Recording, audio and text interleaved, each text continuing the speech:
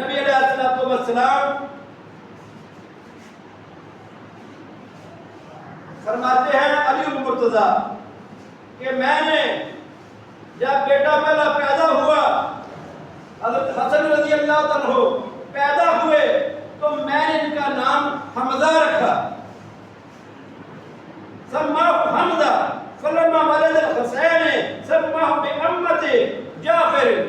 فرمایا جب دوسرا بیٹا پیدا ہوا حسین تو میں نے ان کا نام جعفر رکھا اپنے چچا کے بیٹے۔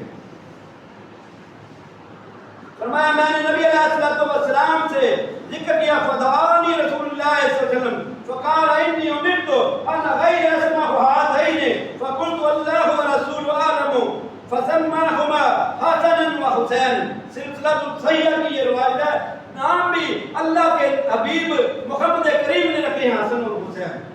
فرمایا میں نے تو حمزہ رکھا تھا اور جعفر رکھا تھا، مگر جب نبی علیہ السلام نے کے بعد آپ کے پاس ذکر کیا تو آپ نے حکم دیا کہ ان کے علاوہ کسی اور نام سے نہیں ان کو پکارنا، حسن پکارنا ہے، حسین پکارنا ہے۔